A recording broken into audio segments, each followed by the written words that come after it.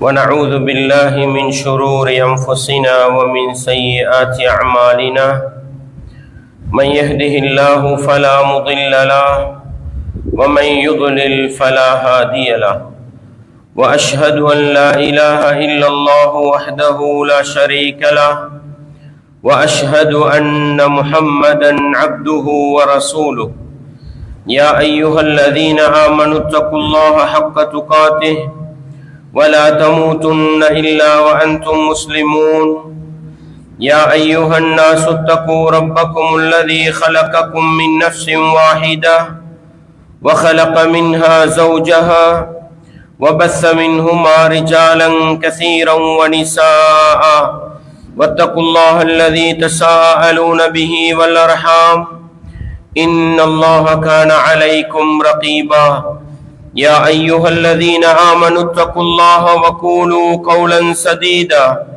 يصلح لكم أعمالكم ويغفر لكم ذنوبكم ومن يطع الله ورسوله فقد فاز فوزا عظيما أما بعد فإن أصدق الحديث كتاب الله وخير الهدي هدي محمد صلى الله عليه وسلم وشر الأمور محدثاتها وكل محدثة بدعة وكل بدعة ضلالة وكل ضلالة في النار வார்த்தைகளில் சிறந்தது வல்லவன் ரஹ்மானின் வார்த்தை என்றும் நடைமுறைகளில் சிறந்தது நபிகளார் ஸல்லல்லாஹு அலைஹி வஸல்லம் அவர்களுடைய வாழ்க்கை வழிமுறை என்றும் அவர்களுடைய வாழ்க்கை வழிமுறைகளுக்கு பின்னால் மார்க்கத்தில் புதிதாக புகுத்தப்பட்டவைகள் கர்மங்களிலே மிக மோசமானவைகள் பித்அத்துகள் எல்லா பித்அத்துகளும் வழிகேடுகள் எல்லா வழிகேடுகளும் மனிதனை நரகத்துக்கு இட்டுச் செல்லும் என்று சொன்னவனாக இச்சொற்பொழிவை ஆரம்பம் செய்கின்றேன். அன்பார்ந்த இஸ்லாமிய சகோதரர்களே, தாய்மார்களே, சகோதரிகளே, வல்லவன் ரஹ்மானின் பேரருளால் அவனுடைய மார்க்கத்தை படிப்பதற்காக வேண்டி குர்ஆன் ஹதீஸிலிருந்து ஒரு சில விடயங்களை கேட்டறிவதற்காக வேண்டி நாமெல்லாம் இந்த இடத்திலே ஒன்று கூடியிருக்கின்றோம். நபிகளார் ஸல்லல்லாஹு அலைஹி வஸல்லம் அவர்கள் சொன்னார்கள், மய்யுரிதில்லாஹு பிஹி கைரன் யுஃபக்கிஹுஹு ஃபித்தீன். அல்லாஹ் யாருக்கு நலவை நாடுகின்றானோ அவனுக்கு அவனுடைய மார்க்கத்திலே விளக்கத்தையும் தெளிவையும் கொடுப்பதாக சொன்னார்கள். எனவே ஒரு மனிதனுக்கு அல்லாஹ் அருள் புரிய ஆரம்பித்து விட்டால், ஒரு மனிதனுக்கு அல்லாஹ் இரக்கம் காட்ட ஆரம்பித்து விட்டால், அந்த மனிதனுக்கு அல்லாஹ் கொடுக்கின்ற மிகப்பெரிய பாக்கியம் அவனுடைய மார்க்கத்திலே குர்ஆன் ஹதீஸிலே விளக்கத்தையும் தெளிவையும் கொடுப்பதுதான். அந்த அடிப்படையில் இன்றைய இந்த நிகழ்ச்சியினூடாக நாங்கள் ஒரு குர்ஆன் வசனத்தை படித்து அல்லது ஒரு நபிமொழியை படித்து அதனை விளங்கி எங்களுடைய வாழ்க்கையிலே நாங்கள் நடைமுறைப்படுத்த முடியுமாக இருந்தால் அல்லாஹ் எங்களோடு இரக்கப்பட்டிருக்கின்றான், அவனுடைய கருணை பார்வையை எங்கள் மீது பார்த்திருக்கிறான் என்பதை புரிந்து கொண்டு இந்த சந்தர்ப்பத்தை நல்ல முறையிலே பயன்படுத்தி படைத்தவன் ரப்புக்கு நன்றி செலுத்துகின்ற நல்ல மனிதர்களாக வாழ்ந்து மரணிக்க நானும் நீங்களும் முயற்சி செய்ய வேண்டும். அன்பார்ந்த இஸ்லாமிய சகோதரர்களே, தாய்மார்களே, சகோதரிகளே, அல்லாஹ் அல் குர்ஆனிலே சொல்லுகின்ற பொழுது வகதாலிக ஜஅல்னாகும் உம்மத்தன் வஸதா, அது போன்றுதான் உங்களை நாங்கள் நீதியான நடுநிலையான சிறந்ததொரு சமுதாயமாக ஆக்கி வைத்திருக்கிறோம் என்று ரசூலுல்லாஹ் ஸல்லல்லாஹு அலைஹி வஸல்லம் அவர்களுடைய உம்மத்தாகிய எங்களை பார்த்து அல்லாஹ் சொல்லி காட்டுகின்றான். அன்பார்ந்தவர்களே, இஸ்லாமிய உறவுகளே, சிறந்த சமுதாயமாக நீதியை நிலைநாட்டுகின்ற சமுதாயமாக பல மதத்தவர்கள் பல கொள்கையை உடையவர்கள் உலகத்திலே வாழுகிற நேரத்தில் ஒரு நடுநிலை சமுதாயமாக அல்லாஹ் முஸ்லிம்களை ஆக்கி வைத்திருக்கிறான் என்று சொன்னால், அன்பார்ந்தவர்களே, இதன் ஆழமான அர்த்தம் என்ன? இன்றைக்கு முஸ்லிம் சமூகம் எப்படி விளங்கி வைத்திருக்கிறது என்று சொன்னால், எல்லா மதங்களையும் சமாளித்துக் கொண்டோ எல்லா கொள்கைகளையும் சமாளித்துக் கொண்டோ தங்களுடைய தேவைக்கு ஏற்ப உலக முன்னேற்றங்களுக்கு ஏற்ப மார்க்கத்தை வளைத்து நெளித்து போவதுதான் நடுநிலை என்று நினைத்துக் கொண்டிருக்கிறார்கள். அன்பார்ந்தவர்களே, இஸ்லாமிய உறவுகளே, இஸ்லாமிய மார்க்கத்தை பொறுத்தவரையில் தெளிவான மார்க்கம், ஆதாரத்தோடு மக்களுக்கு தெளிவுபடுத்துகின்ற மார்க்கம். இந்த வசனம் இருக்கிறதே சூரத்துல் பக்கராவிலே 143வது வசனம். இந்த வசனத்தை அல்லாஹ் எந்த நிகழ்வுக்கு பின்னால் சொல்கிறான் என்று சொன்னால், நடுநிலை என்றால் என்ன, ஒரு சமுதாயம் நடுநிலையில் பயணிப்பது என்றால் என்ன, நீதமாக நடப்பது என்றால் என்ன என்பதை மிக அழகாக தெளிவுபடுத்துகின்ற ஒரு நிகழ்வோடு சம்பந்தப்படுத்தித்தான் அல்லாஹ் சொல்லி காட்டுகிறான். எப்படி ரசூலுல்லாஹ் ஸல்லல்லாஹு அலைஹி வஸல்லம் அவர்கள் மதீனாவுக்கு செல்லுகின்றார்கள். மதீனாவுக்கு சென்ற பிறகு கிட்டத்தட்ட 17 மாதங்கள் 1.5 வருடங்கள் பைத்துல் மக்திஸை முன்னோக்கித்தான் ரசூலுல்லாஹ் தொழுகையை நிலைநாட்டுகிறார்கள். பைத்துல் மக்திஸ் என்பது கிறிஸ்தவர்களும் புனிதப்படுத்தினார்கள், யூதர்களும் புனிதப்படுத்தினார்கள், முஸ்லிம்களும் புனிதப்படுத்துகிற தலம். அன்பார்ந்தவர்களே, யூதர்களையும் திருப்திப்படுத்திக் கொண்டோ கிறிஸ்தவர்களையும் திருப்திப்படுத்திக் கொண்டோ நடுவிலே பயணிப்பதுதான் நடுநிலை என்றிருந்தால் அல்லாஹ் என்ன செய்திருக்க வேண்டும் தெரியுமா? நீங்கள் பைத்துல் மக்திஸையே முன்னோக்கி தொழுங்கள் என்றுதான் சொல்லி இருக்க வேண்டும். அல்லாஹ் என்ன தெரியுமா செய்கிறான்? ஒரு கோடு போட்டு காட்டுகிறான். நடுநிலை சமுதாயம் என்றால் என்ன? அந்த மதத்தவர்களையும் திருப்திப்படுத்திக் கொண்டோ இந்த மதத்தவர்களையும் திருப்திப்படுத்திக் கொண்டு செல்வதல்ல, மாறாக அல்லாஹ்வுடைய வழிகாட்டலுக்கு பின்னால், நபிகளாருடைய போதனைக்கு பின்னால் பயணிப்பதுதான் நடுநிலை சமுதாயத்தின் அடையாளம் என்பதற்கு அல்லாஹ் காட்டிய நிகழ்வுதான் பைத்துல் மக்திஸை முன்னோக்கி தொழுது கொண்டிருந்த மனித சமூகத்தை, முஸ்லிம்களை அல்லாஹ் என்ன செய்கிறான்? கஅபத்துல்லாஹ்வை நோக்கி தொழுமாறு அல்லாஹ் கட்டளை பணிக்கிறான். அன்பார்ந்தவர்களே, கொஞ்சம் நிதானமாக சிந்தித்து பாருங்கள். எல்லா மதத்தவர்களையும் ஒன்றி போவதுதான், எல்லா மதத்தவர்களையும் சமாளித்து போவதுதான் நடுநிலை என்றிருந்தால் அல்லாஹ் என்ன செய்திருக்க வேண்டும்? யூதர்களும் திருப்தி கொள்ளுகின்ற பைத்துல் மக்திஸ், கிறிஸ்தவர்களும் திருப்தி கொள்ளுகின்ற பைத்துல் மக்திஸ், அதை நோக்கி தொழுங்கள் என்றால் அது 3 மதத்தையும் ஒன்றி போவதாக இருக்கலாம். ஆனால் அல்லாஹ் என்ன செய்கிறான்? நீங்கள் கஅபத் மஸ்ஜிதுல் அக்ஸாவை விட்டுவிட்டு நீங்கள் எங்கே நோக்குங்கள்?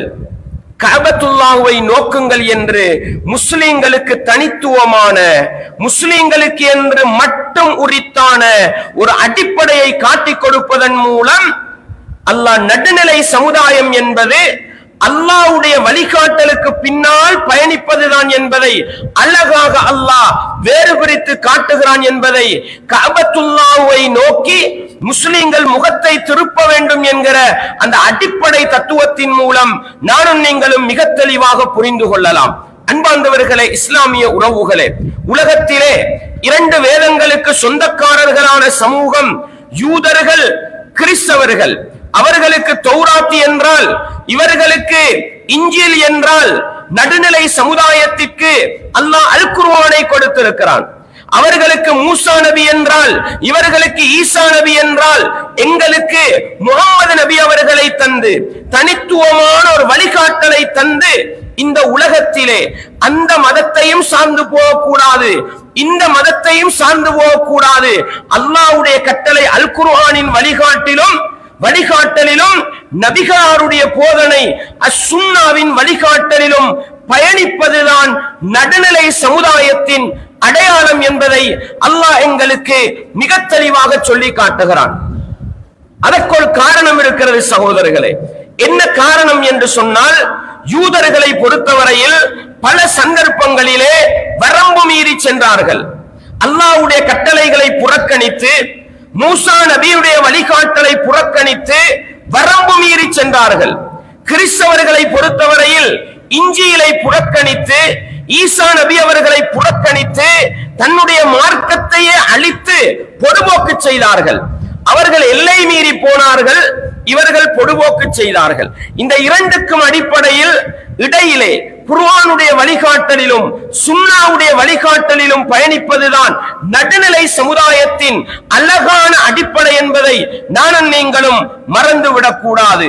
அன்பார்ந்தவர்களே, இஸ்லாமிய உறவுகளே, சுருக்கம் குர்ஆன் சுன்னாவுடைய வழிகாட்டலில் வந்திருப்பது போன்று விட்டுக் கொடுக்காமல், கூட்டாமல், குறைக்காமல், மாற்றி அமைக்காமல் வந்ததை வந்தது போன்று நடைமுறைப்படுத்துவதுதான் நடுநிலை சமுதாயத்தின் அடையாளம் என்பதை உள்ளத்திலே ஆழமாக நிறுத்திக் கொள்ள வேண்டும்.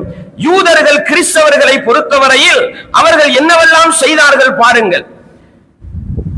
மறுமை நாளையில சுவர்க்கவாசிகளை எல்லாம் சுவனத்துக்கு அனுப்புவதற்காக மனிதர்களை எல்லாம் அல்லாஹ் ஒன்று திரட்டி வைத்திருக்கிற நேரம் அல்லாஹ் என்ன செய்வான் தெரியுமா? யூதர்களை பார்த்து கேட்பான், நீங்கள் எதை வணங்கினீர்கள் என்று கேட்பான். அப்பொழுது அவர்கள் சொல்லுவார்கள், நாங்கள் உஸைர் இப்னுல்லாஹ், அல்லாஹ்வுடைய மகனான உஸைரை வணங்கினோம் என்று சொல்லுவார்கள்.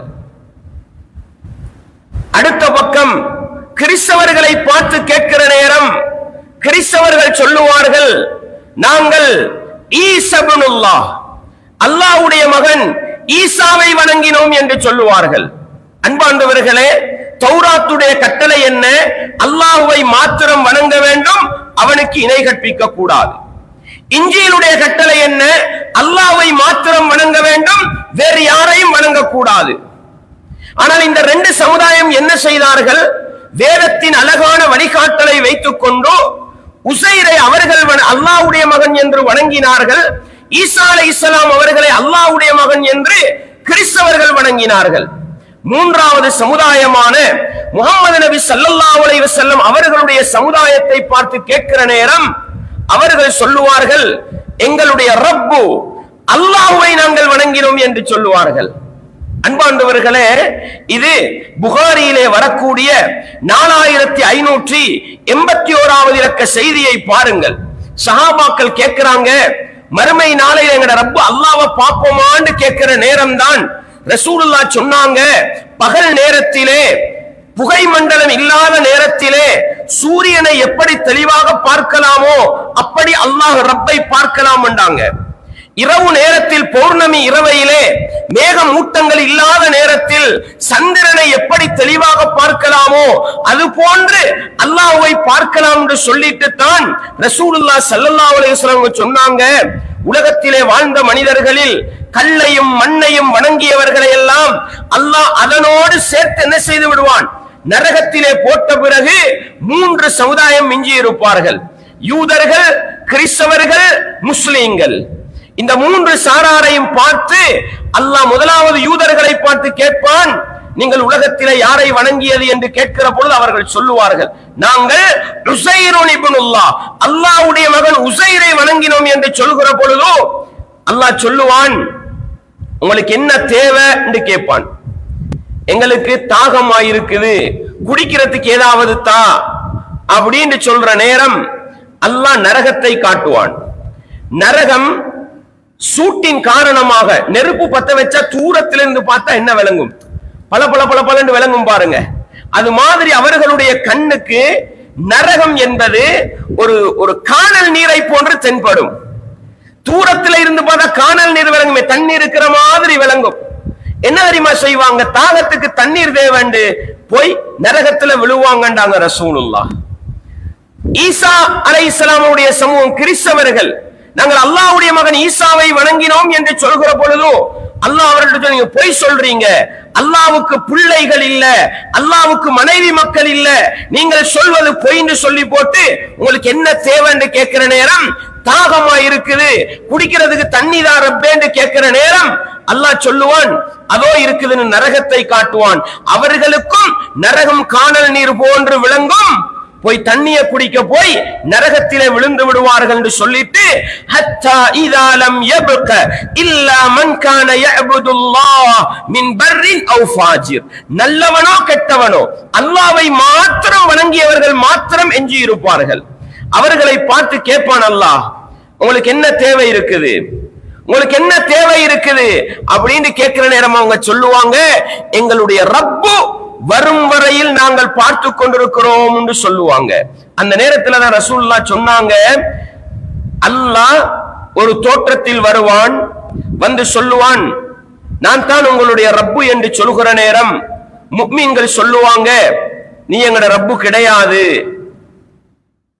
ரசூலுல்லாஹ் சொல்றாங்க, அல்லாஹ் அதன் பிறகு இன்னும் ஒரு தோற்றத்தில் வருவான், இன்னும் ஒரு தோற்றத்தில் வருவான். வந்த பிறகு நீதான் எங்களுடைய ரப்பு என்று முஃமின்கள் சொல்ல அல்லாஹ் அவர்களை கொண்டு போய் சுவர்க்கத்தில் விடுவான் என்ற செய்திய புகாரியில 4581வது செய்தியாக நாங்க பார்க்கிறோம். அன்பார்ந்தவர்களே, அல்லாஹ்வுடைய விடயத்தில் அல்லாஹ்வை வணங்க வேண்டும். அவனுக்கு பிள்ளை குட்டிகள் இல்லை, மனைவி இல்லை, பெற்றோர்கள் இல்லை என்று அவர்களுடைய வேதமும் சொல்லிக் கொடுத்தது, கிறிஸ்தவர்களுடைய வேதமும் சொல்லிக் கொடுத்தது. ரெண்டு பேரும் அல்லாஹ்வுக்கு துரோகம் இழைத்தார்கள், வரம்பு மீறினார்கள், பொடுபோக்கு செய்தார்கள். முஸ்லிம்கள் நாங்கள் நடுநிலை சமுதாயம், அல்லாஹ்வை ரப்பாக ஏற்று அவனுக்கு செய்ய வேண்டிய கடமையை சரியாக செய்வதுதான் நடுநிலை சமுதாயத்தின் அடையாளம். அல்லாஹ் அல் குர்ஆனிலே நபிகளார் ஸல்லல்லாஹு அலைஹி வஸல்லம் அவர்களை பார்த்து என்ன சொல்லுகிறான்? நபியே, அவர்களுக்கு நீங்கள் சொல்லுங்கள், குல் யா அஹ்லல் கிதாப், வேதம் கொடுக்கப்பட்ட சமூகமே. வேதக்காரர்கள் என்று குர்ஆன் சொன்னா யூதர்களும் கிறிஸ்தவர்களும் வருவாங்க. வேதக்காரர்களை என்று அழைத்து சொல்லுங்கள் நபியே. என்ன சொல்லுங்கள்? தஆலு இலா கலிமத்தின் ஸவாஇன் பைனனா வ பைனக்கும், எங்களுக்கும் உங்களுக்கும் இடையில் பொதுவான ஒரு வார்த்தையின் பக்கம், ஒரு கொள்கையின் பக்கம் வாருங்கள். அது என்ன? இந்த மூன்று மதத்தவர்களுக்கும் இடையில் பொதுவான கொள்கை என்ன? அல்லா நஅபுத இல்லல்லாஹ், அல்லாஹ்வை தவிர வேறு யாரையும் வணங்கக்கூடாது, அவனுக்கு இணையாக எதனையும் கொண்டு வரக்கூடாது என்ற கொள்கையின் பக்கம் வாருங்கள் என்று நபியை நீங்கள் அலையுங்கள் என்று அல்லாஹ் அழைப்பு விடுக்க சொன்னான். அன்பாண்டவர்களே, எனவே யூதர்கள் வழிதவறி போனார்கள், கிறிஸ்தவர்களும் வழிதவறி போனார்கள். அல்லாஹ்வுடைய அகீதா விடயத்திலே முஸ்லிம்கள் நாங்கள் படைத்தவன் ரப்பு அல்லாஹ் என்கிற கொள்கையிலே பயணிக்கிறோம். அவனுக்கு பெற்றோர்களும் இல்லை, அவனுக்கு பிள்ளைகளும் இல்லை, மனைவியும் இல்லை என்கிற நடுநிலையான கொள்கையிலே பயணிப்பதுதான் முஃமின்கள் உம்மத்தன் வசத்தன், நடுநிலை சமுதாயம் என்பதற்கு அடையாளம் என்று அல்லாஹ் எங்களுக்கு தெளிவுபடுத்தி காட்டுகிறான். எனவே அல்லாஹ்வுடைய விடயத்திலே விட்டுக் கொடுக்க முடியாது, அல்லாஹ்வுடைய மார்க்க விடயத்தில் சமாளிப்பு செய்ய முடியாது.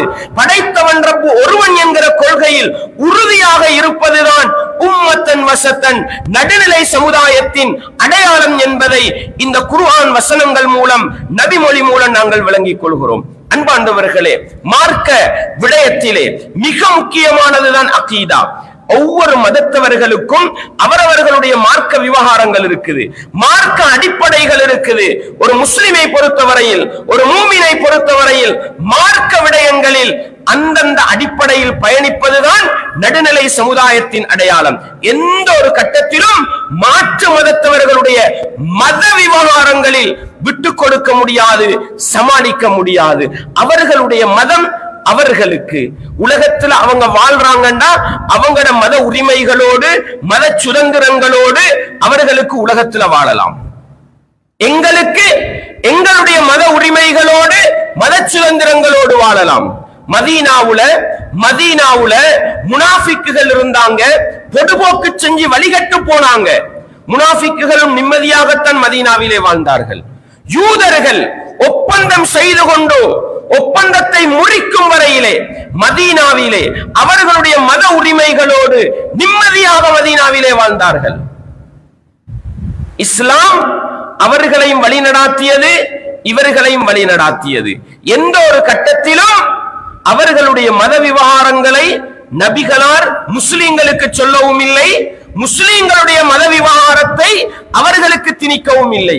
அவரவர்களுடைய மத சுதந்திரங்களோடு முஸ்லிமாக வாழ வேண்டும், இஸ்லாத்தில் வாழ வேண்டும் என்கிற அழகான வழிகாட்டலை காட்டி கொடுத்தார்கள். பாருங்கள், யூதர்கள் வருகிறார்கள் ரசூலுல்லாஹ் ஸல்லல்லாஹு அலைஹி வஸல்லம் அவர்களுக்கிட்ட வந்து சொல்றாங்க, யூதர்களில் ஒரு ஆணும் பெண்ணும் விபச்சாரம் செய்து விட்டார்கள், ஒரு ஆணும் பெண்ணும் விபச்சாரம் செய்து விட்டார்கள்.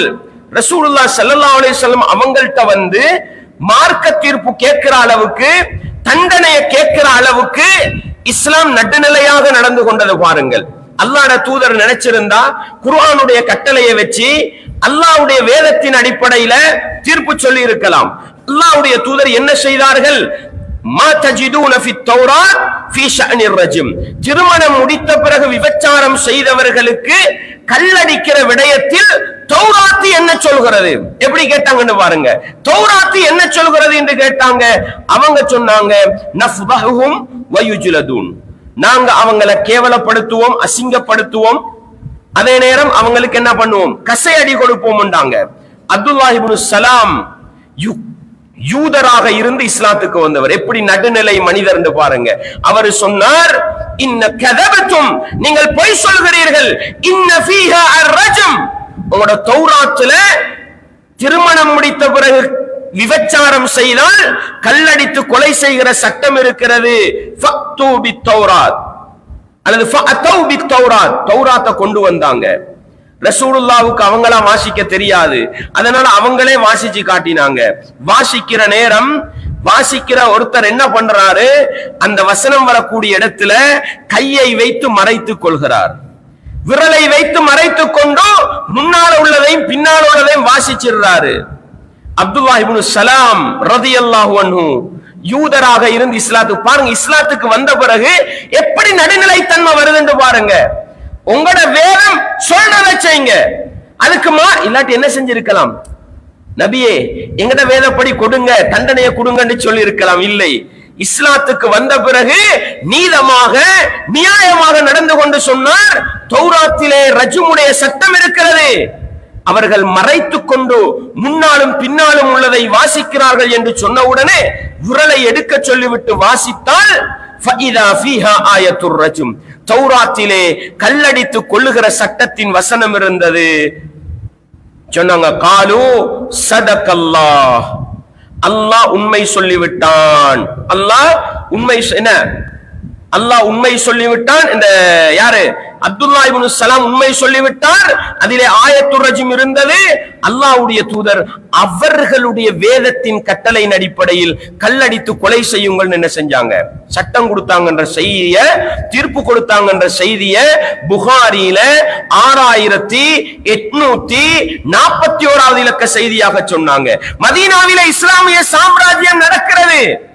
நபிகளார் நினைத்திருந்தால் இஸ்லாமிய சட்டம் தான் உங்களுக்கும் என்று என்ன செய்திருக்கலாம்? திணித்திருக்கலாம், நிர்பந்தித்திருக்கலாம். இல்லை, இஸ்லாம் நடுநிலை மார்க்கம், நீதமான மார்க்கம், நியாயமான மார்க்கம். அதனால உங்களோட வேதத்தை கொண்டு வாங்க, அதுல உள்ள தீர்ப்பத்தாரம். அல்லாஹு அக்பர். இந்த உலகத்துல இந்த நடுநிலையான தீர்ப்பு சொல்கிற உலகமாக இருந்தால் உலகத்துல அடிபுடி இருக்குமா? உலகத்துல யுத்தங்கள் இப்ப இந்த அளவுக்கு போகுமா? ஒரு சமூகம் இன்னொரு சமூகத்துக்கு அநியாயம் செய்வது தலைவிரித்து ஆடுமா? அன்பார்ந்தவர்களே, நடுநிலையான மனிதர்கள் உலகத்தை ஆளுகிற இடத்திலே இல்லை என்பதுதான் அநியாயங்களும் அட்டகாசங்களும் மார்க்கத்தை மார்க்கம் வரம்பு மீறுகிற சமூகமாக உலகத்திலே இருக்கிறது என்றால், அன்பார்ந்தவர்களே, இஸ்லாமிய மார்க்கம் நடுநிலையான மார்க்கம் என்பதை நானும் நீங்களும் இது போன்ற நிகழ்வுகள் மூலம் புரிந்து கொள்ளலாம். பாருங்கள், மார்க்க அடிப்படையில உங்களோட மார்க்கம் உங்களுக்கு, எங்கட மார்க்கம் எங்களுக்குன்றதுல இஸ்லாம் எந்த அளவு தெளிவாக இருக்குது பாருங்க. ஒரு சஹாபி, ஒரு நபித்தோழர் வருகிறார், முஸ்லிம் ஒரு சஹாபி வருகிறார், வந்து சொல்றாரு. யாரு?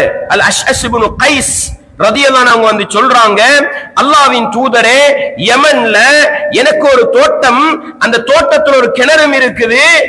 ஒரு யூதன் அந்த கிணறை என்ன செய்து கொண்டான்? அபகரித்துக் கொண்டான். எனக்கு சொந்தமான கிணறு யூதன் அபகரித்துக் கொண்டான். ரசூலுல்லாஹ் ஸல்லல்லாஹு அலைஹி வஸல்லம் அவங்க சொன்னாங்க, உன்னுடைய தோட்டம் தான், உன்னுடைய கிணறு தான் என்பதற்கு சாட்சியை கொண்டு வா என்று சொன்னார்கள். சாட்சி இல்லைன்றார் சஹாபி. என்ன சொன்னார்? சாட்சி இல்லை என்றார். ரசூலுல்லாஹ் ஸல்லல்லாஹு அலைஹி வஸல்லம் அவங்க சொன்னாங்க, உன்னுடைய தோட்டம் தான் என்பதற்கு சாட்சி இல்லை என்று சொன்னால் அந்த யூதன் சத்தியம் செய்வான். இஸ்லாமிய சட்டப்படி வாதி 2 சாட்சி காட்டணும் அவருடைய கூற்றுக்கு. அவர்கிட்ட சாட்சி இல்லைன்னா பிரதிவாதி சத்தியம் செய்வார். சத்தியம் செஞ்சா வழக்கு முடிஞ்சு. ரசூலுல்லாஹ் சாட்சியை கேட்டாங்க சஹாபி கிட்ட, நபித்தோழரு கிட்ட, முஸ்லிமு கிட்ட. அவர் சொன்னார் சாட்சி இல்ல. அப்படியா? யூதன் சத்தியம் செய்வான். அவர் சொல்றாரு, இதன் யஹ்லிஃபு யா ரசூலல்லாஹ், அவர் ஒரு யூதன், பொய் சத்தியம் பண்ணிடுவானே, அப்படித்தான் சொன்னாரு. அல்லாஹ்வுடைய தூதர் சொன்னாங்க, இதுதான் சட்டம், அவன் சத்தியம் செஞ்சா அவருக்குத்தான் உலக தீர்ப்பு. ஆனால் ரசூலுல்லாஹ் சொன்னாங்க, யாராவது ஒருவர் ஒரு முஸ்லிமுடைய சொத்தை அபகரிப்பதற்காக பொய் சத்தியம் செய்தால் மறுமை நாளையிலே அல்லாஹ்வை கோபப்பட்டவராக சந்திப்பார் என்று முடிவ மறுமைக்கு கொடுத்தாங்க. உலக தீர்ப்பு நீதமானது, நியாயமானது. முஸ்லிமா காவிரா, முஸ்லிமா யூதனா, அது பிரச்சனை இல்லை. இஸ்லாமிய சட்டத்தில் நீதம் நியாயம் பேணப்பட வேண்டும். மார்க்கத்தை வச்சு, மதத்தை வச்சு என்ன செய்யக்கூடாது, இடை போடக்கூடாது என்கிற அழகான ஒரு வழிகாட்டலை ரசூலுல்லாஹ் ஸல்லல்லாஹு அலைஹி வஸல்லம் அவர்கள் உம்மத்தன் வசத்தன், நடுநிலை சமுதாயத்துக்கு அடையாளமாக காட்டி கொடுத்தார்கள் என்பதை நாங்கள் பார்க்கலாம். அன்பார்ந்தவர்களே, இஸ்லாமிய உறவுகளே, ரசூலுல்லாஹ் ஸல்லல்லாஹு அலைஹி வஸல்லம் அவங்க மதீனாவுக்கு வாராங்க. மதீனால இருந்தவங்க 2 நாள விழா கொண்டாடுறாங்க, சந்தோஷமா இருக்கிறாங்க. அவங்களோட பெருநாள் தினம் அந்த 2 தான்.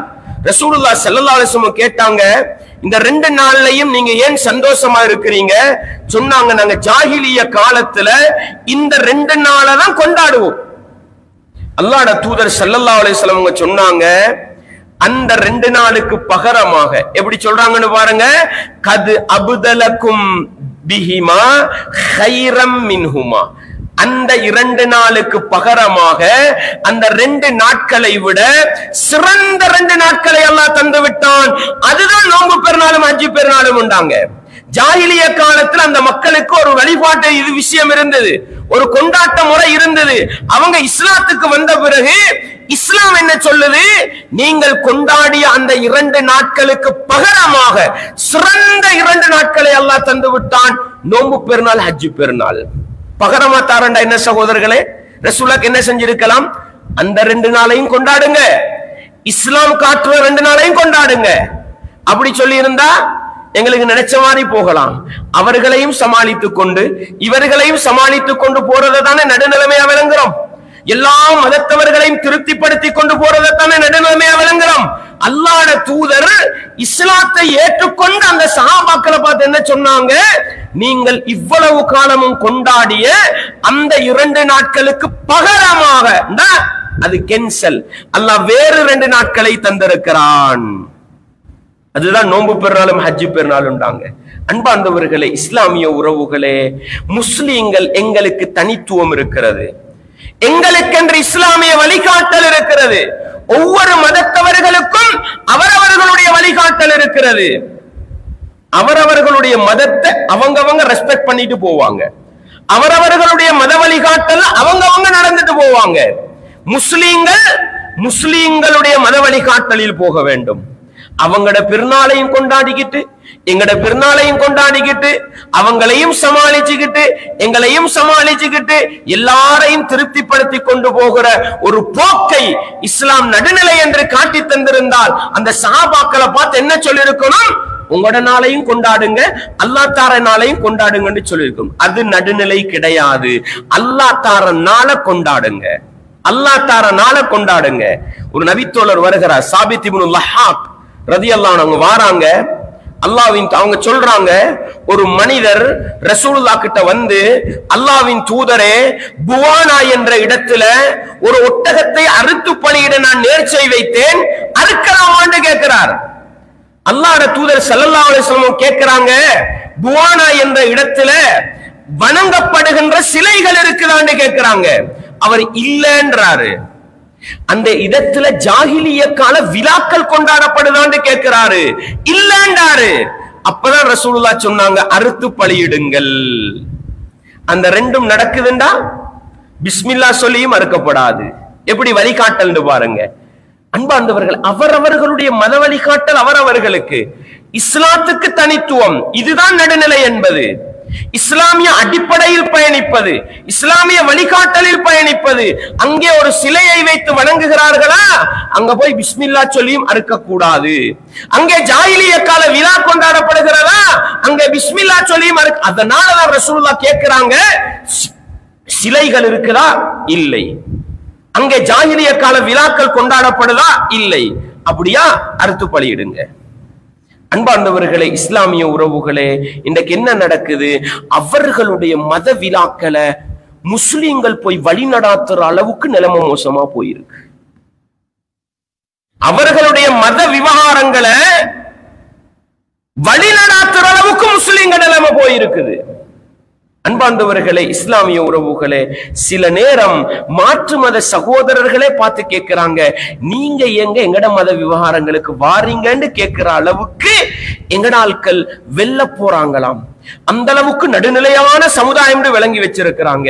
அன்பார்ந்தவர்களே, நடுநிலை சமுதாயம் என்றால் என்ன என்பதை புரியாததன் காரணமாக மாற்று மதத்தவர்களுடைய வணக்க வழிபாடுகள், கடவுள்களுக்கு விழா கொண்டாடப்படுகிற நிகழ்வுகளை எல்லாம் முஸ்லிம்கள் சர்வசாதாரணமாக வழிநடாத்தி விட்டு போகின்ற, அதற்கு ஒத்துழைப்பு கொடுக்கின்ற நிலையை பார்க்கிறோம். அதே நேரத்தில் இஸ்லாம் எப்படி தெளிவாக சொல்லுது பாருங்க.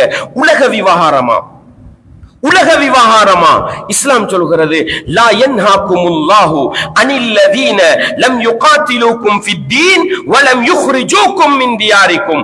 உங்களோடு மார்க்க விவகாரங்களில் சண்டை பிடிக்காத, உங்களுடைய வீடுகளிலிருந்து உங்களை வெளியேற்றாத மாற்று மதத்தவர்களோடு அன்தபர்ரூஹும் நல்லது செய்வதையும் வதுக்ஸிது இலைஹிம் அவர்களுக்கு நீதம் செலுத்துவதையும் அல்லாஹ் தடுக்கவில்லை. மாற்று மதத்தவர்களோட உலக விவகாரங்களுக்கு, எங்கட பக்கத்து வீட்டுல ஒரு மாற்று மதத்தவர் இருக்கிறார், நோயாளி ஆவிட்டார், அவரை கவனிக்கணும், பிரச்சனையே கிடையாது. அவர் முஸ்லிம்களை எதிர்க்கவில்லை, முஸ்லிம்களுக்கு எதிராக நடக்கவில்லை என்றால் அவருக்கு மருந்து எடுத்து கொடுக்கிறது பிரச்சனை கிடையாது. அவருக்கு நோய்க்கு ஹாஸ்பிட்டல்ல கொண்டு போய் உதவி பண்றது பிரச்சனை கிடையாது. பொருளாதார நெருக்கடியில இருக்கிறாரு, ஆக்கின சாப்பாட்டை கொடுத்து கவனிச்சோம், மார்க் அடிப்படையில தவறு கிடையாது. அன்பாண்டவர்களே, வீடு கட்டி கொண்டிருக்கிறார், வசதி இல்லாம இருக்கிறாரு, வீட்டுக்கு கூரை போட உதவி பண்ணினோம், தவறு கிடையாது. அவர் எந்த மதத்தவராக இருக்கட்டும், உலக விவகாரமா அவர்களோடு சேர்ந்து போகலாம், அவர்களுக்கு ஒத்துழைப்பு கொடுக்கலாம். பாதையை சுத்தம் செய்கிறார்கள், ஊரிலே சிரமதானம் செய்கிறார்கள். மாற்று மதத்தவர்களோடு முஸ்லிம்கள் நாங்களும் சேர்ந்து ஊரை சுத்தமாக்குற பணியில ஈடுபட்டோம், பாதையை சுத்தமாக்குற பணியில ஈடுபட்டோம். மார்க்கம் இதை தடை என்று சொல்லவில்லை. உலக விவகாரங்களில் சேர்ந்து போகலாம். மார்க்கம் என்று வந்துவிட்டால் வகத் நஸ்ஸல அலைக்கும் ஃபில் கிதாபி அன் இதா சமிஅத்தும் ஆயாத்தில்லாஹி யுக்ஃபரு பிஹா வ யுஸ்தஹஸஉ பிஹா ஃபலா தக்உது மஅஹும். அல்லாஹ் உங்களுக்கு வேதத்திலே இறக்கி வைத்த கட்டளை என்ன? அல்லாஹ்வுடைய வேத வசனங்கள் புறக்கணிக்கப்படுகிற இடம், அல்லாஹ் கேவலப்படுத்தப்படுகிற இடம். அந்த இடத்துக்கு போனா அவர்களோடு நீங்கள் சேர்ந்து அமர்ந்திருக்க வேண்டாம். மார்க்கம் இஸ்லாத்தின் அடிப்படைகளை உடைத்தெறிகின்ற காரியம். ஷிர்க் நடக்குதா, குஃபுர் நடக்குதா, ஹராம் நடக்குதா, மார்க்க அடிப்படைகள் தகர்த்தெறியப்படுகிறதா, குர்ஆன் சுன்னாவுடைய வழிகாட்டல்கள் புறக்கணிக்கப்படுகிறதா, அந்த இடத்துல அவர்களோடு நீங்களும் சேர்ந்து அமரக்கூடாது. உலக விவகாரம் பிரச்சனையே கிடையாது. எனவே சகோதரர்களே, நடுநிலை சமுதாயம் என்றால் என்ன? தன்னுடைய மார்க்க அடிப்படையிலே, தன்னுடைய மார்க்க நிலைப்பாட்டிலே உறுதியாக இருந்து கொண்டு உலக விவகாரங்களில் மனிதர்களை மனிதர்களாக மதித்து பயணிப்பதுதான் நடுநிலை சமுதாயத்தின் அழகான அடையாளம் என்பதை நாங்கள் இது போன்ற ஹதீசுகளில் இருந்து மிக தெளிவாக புரிந்து கொள்கிறோம். பாருங்கள், ரசூலுல்லாஹ் ஸல்லல்லாஹு அலைஹி வஸல்லம் எப்படி சொல்றாங்க? நடுநிலை சமுதாயத்துக்கு அடையாளத்தை பாருங்க. லா துத்ரூனி கமா அத்ரத்தின் நஸாரா ஈஸா இப்னு மரியம். கிறிஸ்தவர்கள் மரியமுடைய மகன் ஈசாவை அலைஹிஸ்ஸலாம் எல்லை மீறி புகழ்ந்தது போன்று என்னை நீங்கள் எல்லை மீறி புகழ வேண்டாம். அவங்க ஈசா நபியை பார்த்து என்ன சொன்னாங்க? 3 கடவுள்ல ஒன்றுண்டாங்க, அல்லாஹ்வுடைய மகன்ண்டாங்க, வரம்பு மீறி போனாங்க. அவர்கள் வரம்பு மீறி போன மாதிரி என்னையும் நீங்கள் எல்லை மீறி புகழ வேண்டாம். நான் சொன்னேன் உங்களுக்கு, இஸ்லாம் என்றது நடுநிலை என்றது வரம்பு மீறி போகவும் கூடாது, பொடுபோக்கு செய்யவும் கூடாது. குர்ஆன் சொன்னா சொல்லி தந்த மாதிரி போறதுதான் நடுநிலை சமுதாயத்தின் அடையாளம். அப்ப எப்படி நாங்க ரசூலுல்லாஹ்வை புகழணும்? ஃபஇன்னமா அன அப்துஹு, நான் இருக்கிறேனே அல்லாஹ்வுடைய அடியானாக இருக்கிறேன். ஃபகூலு, என்னை நீங்கள் புகழ வேண்டுமா? அப்துல்லாஹி வ ரசூலுஹு, அல்லாஹ்ட அடிமைன்னு சொல்லுங்க, அல்லாஹ்ட தூதர்னு சொல்லுங்க. அதுக்கு மேல என்னை எல்லை மீறி புகழாதீங்கன்னு சொன்னாங்க ரசூலுல்லாஹ் ஸல்லல்லாஹு அலைஹி வஸல்லம் அவர்கள். எவ்வளவு அழகான வழிகாட்டல் பாருங்க, ஒரு நடுநிலை சமுதாயத்தின் அடையாளம். அடுத்தது பாருங்க, ரசூலுல்லாஹ் ஸல்லல்லாஹு அலைஹி வஸல்லம் அவர்கள் எவ்வளவு அழகாக சொன்னார்கள் தெரியுமா? மன் ஷஹித, நல்லா பாத்துக்கங்க, நடுநிலை சமுதாயத்தின் அடையாளத்தை பாருங்க. மன் ஷஹித அல்லா இலாஹ இல்லல்லாஹ், வணக்கத்துக்கு தகுதியானவன் அல்லாஹ்வை தவிர வேறு யாரும் இல்லை. வஹ்தஹு, அவன் தனித்தவன். லா ஷரீக லஹு, அவனுக்கு நிகர் இல்லை. வ அன்ன முஹம்மதன் அப்துஹு வ ரசூலுஹு, முஹம்மத் ஸல்லல்லாஹு அலைஹி வஸல்லம் அல்லாஹ்வுடைய அடிமை, அல்லாஹ்வுடைய தூதர் என்று யார் சாட்சி சொல்கிறாரோ, வ அன்ன ஈசா, ஈசா அலைஹிஸ்ஸலாம் அவங்க இருக்கிறாங்களே, அப்துல்லாஹி, அல்லாஹ்வுடைய அடிமை, வ ரசூலுஹு, அல்லாஹ்வுடைய தூதர், வ கலிமத்துஹு அல்காஹா இலா மரியம், மரியம் அலைஹிஸ்ஸலாம் அவருடைய கற்புக்குள் அல்லாஹ் செலுத்திய ஒரு கலிமா, வ ரூஹும் மின், அல்லாஹ்வினால் அற்புதமாக ஊதப்பட்ட ஒரு ரூஹ் என்று யாரெல்லாம் சாட்சி சொல்கிறாரோ அவர், வல் ஜன்னத்து ஹக்குன், சுவர்க்கம் உண்மையானது, வன்னாரு ஹக்குன், நரகம் உண்மையானது என்று யாரெல்லாம் சாட்சி சொல்கிறார்களோ அத்கலஹுல்லாஹுல் ஜன்னah, அவர்களை அல்லாஹ் சுவர்க்கத்தில் நுழைவிப்பான். எப்படி தெரியுமா? மின் அபுவாபில் ஜன்னத்தி ஸமானியா, சுவர்க்கத்தின் 8 வாயில்களாலும் அய்யுஹாஷா, அவர் விரும்பின வாசலால நுழையலாம்ன்றாங்க ரசூலுல்லாஹ் ஸல்லல்லாஹு அலைஹி வஸல்லம். எது தவறு? எல்லை மீறது தவறு. ஈசா நபியோட விஷயத்துல அல்லாஹ்ட அடிமை, அல்லாஹ்ட தூதர், மரியம் அலைஹிஸ்ஸலாம் அவர்களுடைய கருவறைக்குள் அல்லாஹ் செலுத்திய ரூஹும் அல்லாஹ்வுடைய கலிமாவும் சாட்சி சொல்லுங்க. முஹம்மது நபி அல்லாஹ்ட தூதர், அல்லாஹ்ட அடிமை, அதோட நிப்பாட்டிக்கங்க. இதுதான் நடுநிலை சமுதாயத்தின் அடையாளம். புகழுகிறோம்ன்ற போர்வையில ஈசா நபியை எல்லை மீறி புகழ்ந்தாலும் எப்படி அது எல்லை மீறி செல்வதாக அமையுமோ? முஹம்மது நபி அவர்களை பார்த்து யா சய்யிதி யா ரசூலல்லாஹி ஹுத் பியதி, அல்லாஹ்வின் தூதரே, என்னுடைய சனது உதவியாளரே, என்னுடைய தலைவரே, என்ற கைய புடிங்க. மாலி சிவாக்க வலா அல்வி இலா அஹதி, உங்களை விட்டா எனக்கு உதவி செய்ய யார் இருக்கிறான்னு ரசூலுல்லாஹ்வை பார்த்து மௌத்தா போன பிறகு பிரார்த்தித்த அழைப்பாராக இருந்தால் இவரும் எல்லை மீறியவர் தான், இவரும் எல்லை மீறியவர் தான். அந்த கஃபாருல் கதாயா வஸுனூபில் முபிகாத், நபியே நீங்க பாவங்களை மன்னிப்பவர், பெரும் பாவங்களை எல்லாம் மன்னிக்க கூடியவர். அந்த சத்தாருல் மசாவி, தப்புத்தவர்களை எல்லாம் மறைக்க கூடியவர் என்று கஃபார் என்ற அல்லாஹ்ட பண்ப, சத்தார் என்ற அல்லாஹ்ட பண்ப அல்லாஹ் சித்திர்ந்து வந்திருக்குது. ஆனா பாவங்களை மறைப்பவன் அல்லாஹ்ன்ற பண்பு ஒன்று இருக்குது அல்லாஹ்வுக்கு. அத ரசூலுல்லாஹ்வுக்கு கொடுத்தால் ஆலிமு சிர்ரின் வ அக்ஃபா, ரகசியத்தையும் ரகசியத்தை விட மறைமுகமானதையும் அறியக்கூடியவர் நபியே நீங்கண்டு அல்லாஹ்ட அதிகாரத்தை முஹம்மது நபிக்கு கொடுத்தா இதுவும் எல்லை மீறி செல்வதுதான். ஒரு முஃமின் எப்படி இருக்கணும்? அல்லாஹ்ட விஷயத்துல, ரசூலுல்லாஹ்வுடைய விஷயத்துல குர்ஆனும் சுன்னாவும் காட்டி தந்த மாதிரி போறதுதான் நடுநிலை சமுதாயத்தின் அடையாளம். அன்பார்ந்தவர்களே, ஒரு யூதன் வருகிறான். உண்மையிலே குர்ஆன் ஹதீஸ படிக்கிற நேரம் எவ்வளவு தெளிவா அல்லாஹ்ட தூதர் காட்டி தந்திருக்கிறாங்க தெரியுமா? ஒரு யூதன் வருகிறான், வந்து சொல்றான் பாருங்க, அல்லாஹ்வின் தூதர்கிட்ட வந்து அந்த யூதன் சொல்றான், அல்லாஹ்வை பத்தி சொல்றான். மறுமை நாளையில அல்லாஹ் இந்த வானங்களை எல்லாம் ஒரு விரல்ல வச்சிருப்பான், பூமி ஒரு விரல்ல வச்சிருப்பான், மலைகள் ஒரு விரல்ல வச்சிருப்பான். இப்படி அல்லாஹ் இந்த உலகத்தில் ஒவ்வொரு படைப்பினங்களையும் தன்னுடைய விரலில் வைத்துக் கொண்டிருப்பான் அப்படின்னு சொல்ல ரசூலுல்லாஹ் இத கேட்டுறாங்க. கேட்ட ரசூலுல்லாஹ் லஹிக ஹத்தா வஹரத் அன்யாபுஹு மினல் பஹக், இந்த சக்கப்பல்லு விளங்குற அளவுக்கு ரசூலா சிரிச்சிடுறாங்க. யார பேச்ச கேட்டு? யூதண்ட பேச்ச கேட்டு. என் யூதன் என்ன சொன்னான்? மறுமை நாளையில் அல்லாஹ் வானங்களை ஒரு விரலிலும், பூமியை ஒரு விரலிலும், கடலை ஒரு விரலிலும், மலைகளை ஒரு விரலிலும் வைத்திருப்பான்னு சொன்னதோட ரசூலுல்லாஹ் தன்னை சக்கப்பல்லு விளங்குற அளவுக்கு சிரிச்சாங்க. ஏன் சிரிச்சாங்க தெரியுமா? உடனே அல்லாஹ் குர்ஆன் வசனத்தை ஓதி காட்டினாங்க. வமா கதருல்லாஹ ஹக்க கத்ரிஹி, அல்லாஹ்வை உண்மையான முறையில் கண்ணியப்படுத்துற மாதிரி அவங்க கண்ணியப்படுத்தலன்னு மக்கா முஷ்ரிக்குகளுக்கு பதில் கொடுத்தாங்க. யார வச்சு? யூதர்களுடைய இந்த கூற்ற வச்சு யாருக்கு பதில் கொடுத்தாங்க?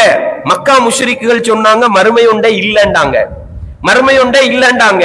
யூதர்கள் சொன்னாங்க மறுமை நாளையில் அல்லாஹ் வானம் பூமி அனைத்தையும் தன்னுடைய விரல்களில் வைத்துக் கொண்டிருப்பான் என்று சொல்லிட்டு ரசூலுல்லாஹ் ஸல்லல்லாஹு அலைஹி வஸல்லம் அதை ஏற்றுக்கொண்டதற்கு அடையாளமாக சக்கப்பல்லு விளங்க சிரிக்கிறாங்க. பாருங்க, சரியா அல்லாஹ்வை பத்தி சொல்ற நேரம் சிரிச்ச ரசூலுல்லாஹ் அதை வச்சு முஷ்ரிக்கீன்களுக்கு மறுமைண்டே ஒன்று இல்ல அப்படின்னு மறுத்தவங்களுக்கு அல்லாஹ் பதில் கொடுக்கிற நிலை. ரசூலுல்லாஹ் பதில் கொடுத்துட்டு இன்னொரு நிலையை பாருங்க. வகாலத்தில் யஹூது யதுல்லாஹி மக்லூலா, யூதர்கள் சொன்னாங்க அல்லாஹ்வுடைய கை கழுத்தோடு கட்டப்பட்டிருக்கிறது. அல்லாஹ் சொல்றான் குல்லத் ஐதீஹிம், யூதர்களுடைய கைதான் கழுத்தோடு கட்டப்பட்டிருக்கிறது. வலுஇனு பிமா காலு, அவர்கள் அல்லாஹ்வின் மீது பொய் சொன்னதன் காரணமாக அவர்கள் சபிக்கப்பட்டார்கள். பல் யதாஹு மப்சூததான், அல்லாஹ்வுடைய இரண்டு கைகளும் விரித்து வைக்கப்பட்டிருக்கிறது என்ற குர்ஆன் வசனத்தை வெச்சே யூதர்களுக்கு அல்லாஹ் பதில் கொடுக்கிறான். பாருங்க, அல்லாஹ்வுடைய விஷயத்துல சரியாக சொல்லும் பொழுது ரசூலுல்லாஹ் சக்கப்பல்லு விளங்குற அளவுக்கு சிரிச்சு அவங்களோட கூற்று சரின்னு ஏற்றுக்கொண்ட ரசூலுல்லாஹ் அல்லாஹ்வுடைய அடிப்படை பண்புகளை பிழையாக சொல்லும் பொழுது வலுஇனு பிமா காலு, அவர்கள் சொன்ன அந்த பொய்யான செய்தியின் மூலம் அவர்கள் சபிக்கப்பட்டார்கள் என்று அல்லாஹ் கண்டிக்கிற செய்தியையும் 5வது அத்தியாயத்தின் 64வது வசனத்துல பார்க்கிறோம். எனவே குர்ஆன் சுன்னாவுடைய வழிகாட்டலில் வந்தால் ஏற்றுக்கொள்வதும், குர்ஆன் சுன்னாவுக்கு அப்பால் சென்று அல்லாஹ்வுடைய பண்புகளை மறுத்தால் அவர்களை கண்டிப்பதும் தான் நடுநிலை சமுதாயத்தின் அடையாளமே அல்லாமல் அவங்க சொல்றதும் சரி இவங்க சொல்றதும் சரி எல்லாத்தையும் சரி கண்டு போடுறது எதுவல்ல, நடுநிலை சமுதாயத்தின் அடையாளம் அல்ல என்பதற்கு ஏகப்பட்ட அடையாளங்களை அகீதாவுடைய விஷயத்துல, அல்லாஹ்வுடைய விஷயத்துல, அல்லாஹ்வுடைய தூதர் விஷயத்துல நடுநிலை சமுதாயம் எப்படி பயணிக்க வேண்டும் என்பதை இஸ்லாம் மிக தெளிவாக சொல்லி தந்திருப்பதை பார்க்கலாம். இபாதத்துகளோட விஷயத்தை எடுத்துக்கோங்க, இபாதத்துகளோட விஷயத்தை எடுத்துக்கோங்க. அன்பார்ந்தவர்களே, ரசூலுல்லாஹ்வுடைய மஜ்லிஸுக்கு 3 நபித்தோழர்கள் வராங்க. ரசூலுல்லாஹ்வுடைய இபாதத்துகளோட முறையெல்லாம் கேட்கிறாங்க. கேட்டுட்டு 3 பேர்ல ஒருத்தர் சொல்றாரு, அல்லாஹ்வுடைய தூதர் முன்பின் பாவங்கள் எல்லாம் மன்னிக்கப்பட்டிருக்குது, நாங்க எப்படி அமல் செய்யணும் அப்படின்னு ஒருத்தர் சொல்றாரு. இதன் பிறகு நான் இரவு முழுக்க நின்று வணங்க போறேன், தூங்க மாட்டேன். அடுத்தவர் சொல்றாரு, நான் பகல் முழுக்க நோன்பு பிடிக்க போறேன், நோன்பு இல்லாம பகல் நேரத்தை கழிக்க மாட்டேன். 3வது மனிதர் சொல்றாரு, நான் திருமணம் முடிக்காம என் வாழ்க்கையே அல்லாஹ்வுக்காக கொடுக்க போறேன். அன்பார்ந்தவர்களே, அல்லாஹ்வுடைய தூதர் வந்தவுடனே மனைவி அவங்கள்ட்ட சொல்ல 3 பேரையும் அழைத்து அல்லாஹ்வுடைய தூதர் எப்படி சொன்னாங்க தெரியுமா? நானும் மனிதன் தான், நான் நோன்பு பிடிக்கவும் செய்கிறேன், நோன்பு பிடிக்காமலும் இருக்கிறேன், இரவையில தொழவும் செய்கிறேன், தூங்கவும் செய்கிறேன், நானும் திருமணம் முடித்து இல்லற வாழ்க்கையில் குடும்ப வாழ்க்கையில ஈடுபடுகிறேன். ஃபமன் ரகிப அன் சுன்னதி ஃபலைஸ மின்னி, இந்த என்னுடைய வழிமுறையை புறக்கணிப்பவர் என்னை சார்ந்தவர் அல்லண்டாங்க. பாருங்க, இபாதத்து அல்லாஹ்வுக்காக செய்யற கடமையும் செஞ்சாங்க, குடும்பத்துக்கு செய்ய வேண்டிய கடமையும் செஞ்சாங்க, நோம்பும் பிடிச்சாங்க, நோம்பு இல்லாமலும் கழிச்சு. இதான் நடுநிலை. எப்படி இஸ்லாம் காட்டி தருது அப்படி போறது. நாங்க நினைச்ச மாதிரி போக இயலாது. நபிகளாருடைய வழிகாட்டலை விட்டு விட்டு போனால் நாங்கள் வழிகட்டு போய்விடுவோம். நபிகளாருடைய வழிகாட்டல்ல போறதுதான் நடுநிலை சமுதாயத்தின் அடையாளம். அன்பார்ந்தவர்களை, புகாரியில 5063 ரசூலுல்லாஹ் சொன்னாங்க, இன்ன தீன யுஸ்ருன், நிச்சயமாக மார்க்கம் என்பது இலேசானது. வல யுஷாத்த தீன அஹதுன் இல்லா கலபஹு, யார் இந்த மார்க்கத்தை கஷ்டப்படுத்திக் கொள்கிறாரோ. எப்படி கஷ்டப்படுத்துறது? அல்லாஹ் லேசா காட்டி கொடுத்ததை இவரா கஷ்டப்படுத்திக் கொள்றது, அவரை மிகைத்து விடும் ரசூலுல்லாஹ் சொல்லிட்டு சொன்னாங்க, ஃபஸத்திது வகாரிபு வஅப்ஷிரு, சொன்னாங்க நடுநிலையாக செய்யுங்கள், குர்ஆன் சுன்னாவுக்கு நேர்பாடாக செய்யுங்கள், நன்மாராயம் அடைந்து கொள்ளுங்கள். புகாரில 39வது இலக்க செய்தி. இன்னைக்கு முஸ்லிம்களோட நிலைப்பாடு எப்படி இருக்குது சகோதரர்களே? ஒரு கூட்டம் இருக்குது, அவங்களுக்கு தொழுகையும் இல்ல, நோன்பும் இல்ல, ஜகாத்தும் இல்ல, ஹஜ்ஜும் இல்ல. அல்லாஹ் இரக்கமுள்ளவன் தானே. இஸ்லாம்ன்றது கொஞ்சம் அப்படித்தானே? என்ன இஸ்லாம் நெளிவான மார்க்கமா? இஸ்லாம் சமாளிப்புள்ள மார்க்கமா? தொலாட்டியும் பரவல்ல, இபாதத்தை செய்யாட்டியும் பரவல்ல. அப்படி ஒரு கூட்டம். இன்னொரு கூட்டம் இபாதத்தை எடுத்துக்கொண்டா அவங்களுக்கு வருஷத்தை கொடுத்துருவாங்க அல்லாஹ்வுக்காக. பள்ளியில வந்து உட்கார்ந்தா அவங்களுக்கு கூட்டி யோசனை கிடையாது, காலத்தை அல்லாஹ்வுக்காக கொடுக்கறாங்களாம். அன்பார்ந்தவர்களே, இஸ்லாமிய உறவுகளே, அவங்க பயணம் ஒரு கூட்டத்துக்கு ஊர்ல இருந்தாலும் தொழுகை இல்ல, பயணம் போனாலும் தொழுகை இல்ல. ஒரு கூட்டம் ஊர்ல இருந்தா தொழுகை, பயணம் போனா ரசூலுல்லாஹ் 2 தொழுங்கன்றாங்க. இல்ல, நாங்க 2 தொழ மாட்டோம், 4 தான் தொழுவோம். அன்பார்ந்தவர்கள், நாங்க நினைக்கிறோமா இது இஸ்லாமிய வழிகாட்டல் இல்ல. பயணத்துல போனா இப்படித்தான் தொழணும், அப்படித்தான் தொழணும். ஊர்ல இருந்தா இப்படித்தான் தொழணும், அப்படித்தான் தொழணும். பாருங்கள், ரசூலுல்லாஹ் ஸல்லல்லாஹு அலைஹி வஸல்லம் காலத்துல ஒரு நிகழ்வு நடக்குது. என்ன?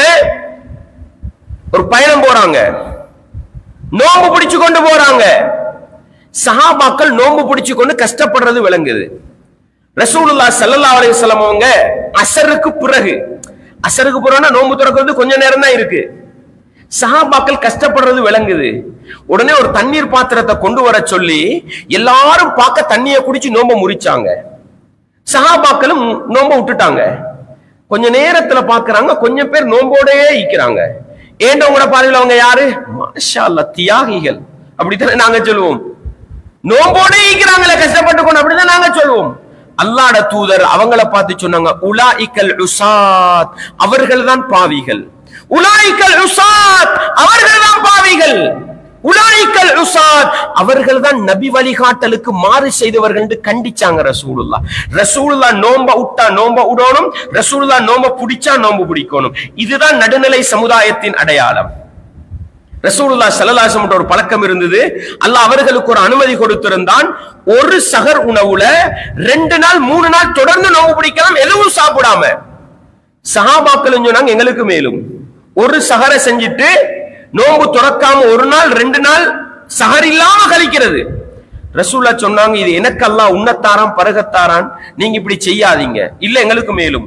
ரசூலுல்லாஹ் தொடர்ந்து பிடிக்க ஆரம்பிச்சாங்க.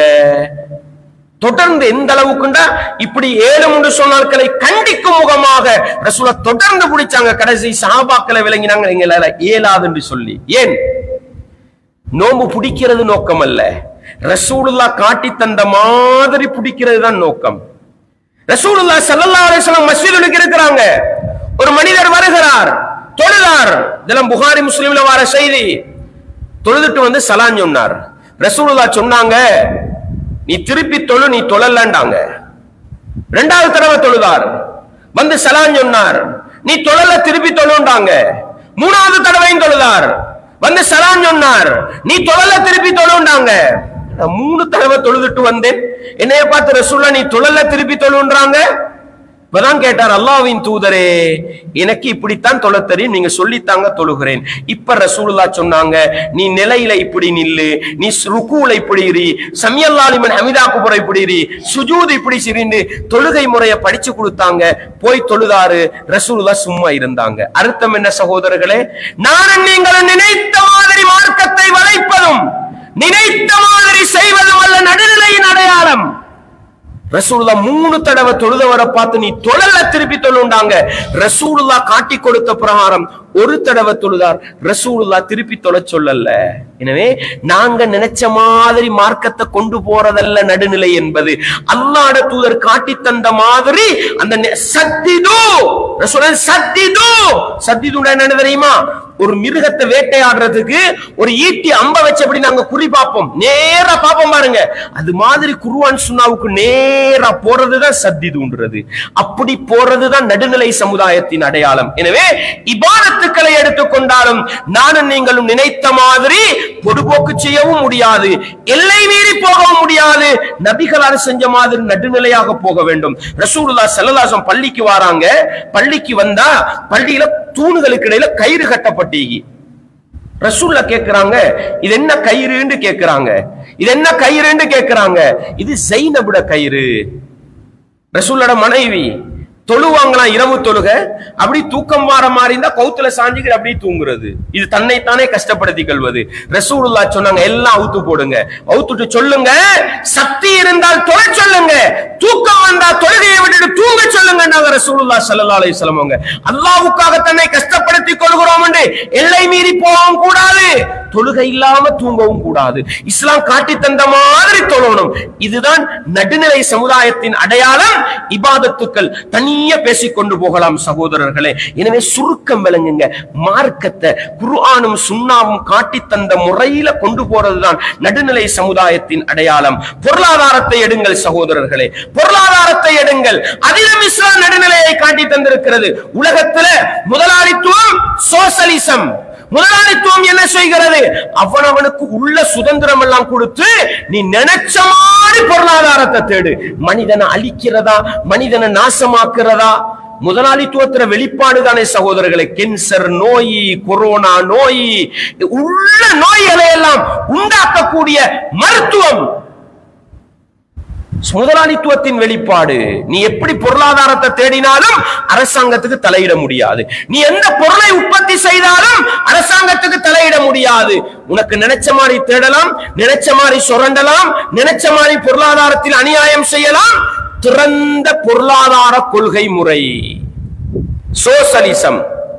மனிதர்களோட உரிமையெல்லாம் பறிச்சு அரசாங்கம் கையில வச்சுக்கிட்டு அரசாங்கம் சொல்ற மாதிரி தான் நீ பொருளாதாரத்தை கையாளணும். உனக்கு நினைச்ச மாதிரி பொருளாதாரம் தேடலாம், உனக்கு நினைச்ச மாதிரி உற்பத்தி செய்யலாம். அதை தாண்டி உற்பத்தி செஞ்சா கவர்மெண்ட் அதை என்ன செய்யும்? அரச உடைமையாக்கும்.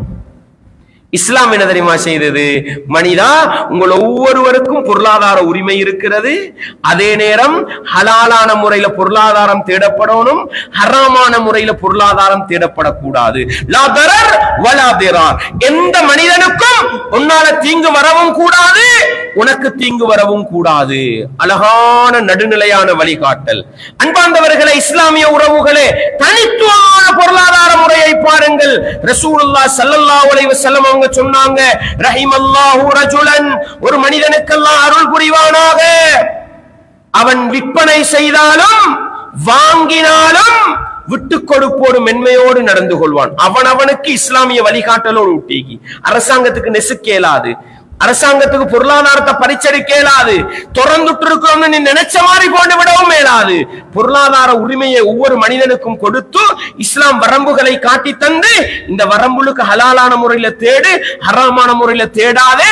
அடுத்தவனை அழிக்கக்கூடிய, அடுத்தவனுக்கு தீங்கு செய்யக்கூடிய முறையில உற்பத்தி செய்யவும் கூடாது, பிசினஸ் பண்ணவும் கூடாது என்கிற அழகான வழிகாட்டல் ரசூலுல்லாஹ் சொன்னாங்க. ரஹிமல்லாஹு ரஜுலன், ஒரு மனிதனுக்கு அல்லாஹ் அருள் புரியட்டும். சம்ஹன் இதா பாஅ, விற்பனை செய்தாலும் விட்டு கொடுப்போடு மனிதநேயத்தோடு நடப்பான்.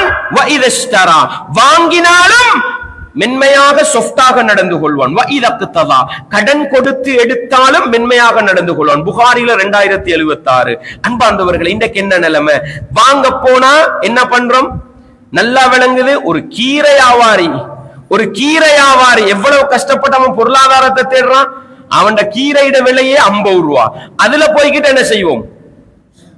40 ரூபாய்க்கு தரையிலதா, 25 ரூபாய்க்கு தரையிலதா அபவானம். 10 மாங்காய் வச்சு வித்துக்கிட்டு இருப்பான். அவனுக்கிட்ட போய்கிட்டு 50 ரூபாய் மாவாவும் 20 ரூபாய்க்கு தரையிலதான்னு கேட்பான். இதே நேரம் ஒரு ஹோட்டலுக்கு போய், ரெஸ்டாரண்ட்டுக்கு போய் நல்லா தின்னுட்டு 1000 ரூபாய் டிப் கொடுத்துட்டு வருவான். அன்பார்ந்தவர்களே, இஸ்லாமிய உறவுகளே, நடக்குதா இல்லையா? பெரிய ஒரு வாகனம், லட்சக்கணக்கு வாகனத்தை வாங்கிட்டு 50,000 என்ன செய்யும்? புரோக்கர் பீஸ் கொடுத்துட்டு வருவான். இங்க கஷ்டவாதி கிட்ட போய்கிட்டு 50 ரூபாய் குறைன்னு சண்டை பிடிச்சிட்டு இருப்பான். அன்பார்ந்தவர்களே, இஸ்லாமிய உறவுகளே, வாங்குற நேரமும் மென்மையாக நடக்கணும், விக்கிற நேரமும் மென்மையா நடக்கணும். எங்கட பொருளை விற்க கொல பொய்ய சொல்றது, ஏமாத்துறது, உள்ளதெல்லாம் சொல்லி தலையில கட்ட பாக்குறது. அடுத்தவன் போய் வாங்க கொல எப்படியாவது அவன் தலையை தடாவி காலை பிடிச்சு கையை பிடிச்சி குறைச்செடுக்க பாக்குறது. அன்பார்ந்தவர்களை, நடக்குதா இல்லையா? எப்படி? விக்கிறவன் நிலைய பாருங்க, வாங்குறவன் நிலைய பாருங்க. பார்த்து மென்மையா சொஃப்டா நடங்கன்னு சொல்லி தந்த மார்க்கம் இஸ்லாம். கடன் கொடுக்கல் வாங்கல் செய்கிறோம். அன்பார்ந்தவர்களே, பெரிய பணக்காரனுக்கு கொடுத்தோம், கேளுங்க. ஏன் வசதி உள்ளவன் தராட்டி அநியாயம் உண்டாங்க. ஒரு கஷ்டவாளிக்கு கொடுக்கிறோம், உண்மையிலே கஷ்டவாளியா 10,000 தரையிலா 5,000 தந்துட்டு போ, இந்த மாசம் தரையில அடுத்த மாசம் தந்துட்டு போ. இந்த விட்டு கொடுப்புள்ள மனிதன், பொருளாதாரத்தில் மனிதனை புரிந்து நடக்கிற மனிதன், அல்லாஹ்வுடைய அருளுக்கு சொந்தக்காரன்டாங்க. எப்படி வழிகாட்டல். அதே நேரம் ரசூலுல்லாஹ் சொன்னாங்க, லயத்தியன்ன அலன்னாசி ஸமானுன், மனிதர்களுக்கு ஒரு காலம் வரும், லா யுபாலில் மர்உ பிமா அகத, அவன் பொருளாதாரத்தை எங்கிருந்து எடுக்கிறான் என்று சிந்திச்சு பார்க்கவே மாட்டான். அமினல் ஹலால் அம்மினல் ஹராம், ஹலாலான வழியில வருதா ஹராமான வழியில வருதான்னு பார்க்க மாட்டான். அப்படி ஒரு காலம் வரும் உண்டாங்க. எப்படி வழிகாட்டல்னு பாருங்க. ஒரு முஸ்லிம், நடுநிலை சமுதாயத்தில் இருக்கிற முஸ்லிம், ஹலாலா வருதா பார்க்கணும் எடுக்கணும், ஹராமா வருதா பார்க்கணும் எடுக்க கூடாது. அடுத்தவனை துரோகம் பண்ணி அநியாயம் பண்ணி எடுக்க கூடாது. பொருளாதாரத்தை தேடுகிறோமா, ஜகாத்து கடமையாவினா ஏழைகளுக்குள்ள சொத்தை கொடு. உனக்கு வரும் பொருளாதாரம் இருக்குதா, அடுத்த மனிதனை மதிச்சு சதக்கா கொடு, ஏழைகளுக்கு உணவு கொடு, அனாதைகளை கண்ணியப்படுத்து. அல்லாஹு அக்பர். இஸ்லாமிய பொருளாதாரத்தின் நடுநிலை தன்மையை பேசினால் அன்பார்ந்தவர்களே, அது தனித்துவமான ஒரு பொருளாதார முறை. யாருக்கும் பாதிப்பு வராமல், யாருக்கும் அநியாயம் நடந்து விடாமல், யாருக்கும் கஷ்டம் வராமல் அழகான ஒரு பொருளாதார திட்டத்தை காட்டி தந்த மார்க்கம் இஸ்லாம் என்பதை நானும் நீங்களும் மறந்துவிடக் கூடாது. கடைசியாக ஒன்றை சொல்லி முடித்துக் கொள்கிறேன். நன்மையை ஏவி தீமையை தடுத்தல். சகோதரர்களே, நன்மையை ஏவி தீமையை தடுத்தல் பகுதிக்கு போனால் அல்லாஹு அக்பர். இன்னைக்கு நாங்க என்ன நினைக்கிறோம், தவறு செய்யற சமூகத்துக்கிட்ட தவற சுட்டி காட்டினா மனசு நோகுமாம், ஒத்துமை இல்லாம போகுமாம், ஊர்ல குழப்பம் வருமாம். எனவே மார்க்கத்தை பேசவானம். இஸ்லாம் நடுநிலையான மார்க்கம், முஸ்லிம்கள் நடுநிலையான சமுதாயம். எனவே என்ன செஞ்சிடப்படா, பாடசாலைக்கு போனா அவன் செய்யறதெல்லாம் செய்ய, நீ சும்மா உட்கார்ந்து நின்றுட்டு வா. பாடசாலைக்கு எதிரா பேசி, ஊருக்கு எதிரா பேசி 10 பேரை மனசு உடைச்சிடப்படா. இப்படியே சொல்லி சொல்லி சொல்லி என்ன நடுநிலை சமுதாயம்ன்றத காட்டிய வன்னஹி அனில் முன்கர், நன்மையை ஏவுறதில்ல, நல்லதை சொல்லி நீ சொல்லி அடுத்தவன மனச நோகடிக்கிறாய். நீ சொல்லியே வீட்டுக்கு பிரச்சனை, நீ ஏன் சொல்லியே நண்பர்களுக்கு இடையில பிரச்சனை. அன்பார்ந்தவர்கள் நல்லா விளங்கிக்கங்க, நன்மையை ஏவி தீமையை தடுத்தல் என்பதுதான் நடுநிலை சமுதாயத்தின் அடையாளம். குந்தும் கைர உம்மத்தின் உஹ்ரிஜத் லின்னாஸ், மனித சமூகத்துக்கு வந்த உம்மத்துக்களில் சிறந்த சமுதாயம். வசத்தன்டா சிறந்த சமுதாயம் அர்த்தம். நடுநிலைன்றதை நாங்க சாதாரணமா விளங்கணும். அதில் நீதியுள்ள சிறந்த சமுதாயம் அடையாளம். தஅமுருன பில் மஅரூஃப் வ தன்ஹவுன அனில் முன்கர், நன்மையை ஏவுறீங்களா ஏவுங்க, தீமையை தடுக்கிறீங்களா தடுங்க. யூதர்கள் லுஇனல்லதீன கஃபரு மின் பனி இஸ்ராயீல அலா லிசானி தாவூத வ ஈஸா இப்னு மர்யம், தாவூத் அலைஹிஸ்ஸலாம் ஈசா அலைஹிஸ்ஸலாம் என்ற 2 நபிமார்களுடைய நாவினால் இஸ்ரவேலிய சமூகம், யூதர்கள் சபிக்கப்பட்டார்கள். என்ன காரணம்? கானூலா யத்தனஹூன அம் முன்கரின் ஃபஅலூ, அவர்களுக்கு இடையில பாவங்கள் நடக்கும், தப்பு தவறுகள் நடக்கும், தடுத்து கொள்ள மாட்டாங்க, பொடுபோக்கு செஞ்சாங்க. பாவம் நடந்தாலும் கண்டுகொண்டும் காணாம போனாங்க. அதனால் அந்த சமூகம் சாபத்துக்குள்ளானாங்க. ரசூலுல்லாஹ்வுடைய சமுதாயம் நடுநிலை சமுதாயம். எப்படி சொல்லணுமோ நாகரிகமான முறையில, சொல்ல வேண்டிய இடத்துல பண்பாடான முறையில சொல்வதுதான் நடுநிலை சமுதாயத்தின் அடையாளம். மார்க்கத்தை மறைத்து செல்வது, மனிதர்களுக்கு ஏத்த மாதிரி மார்க்கத்தை பூசுவது, மொழுகுவது நடுநிலை சமுதாயத்தின் அடையாளம் அல்ல.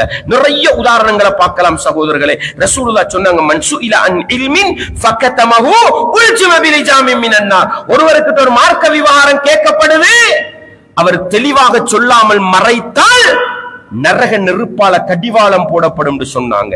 யார் ஈக்கிறா, எந்த மதத்தவர்கள் இருக்கிறாங்க, எந்த கொள்கைக்காரர்கள் இருக்கிறாங்க, இது பிரச்சனை அல்ல.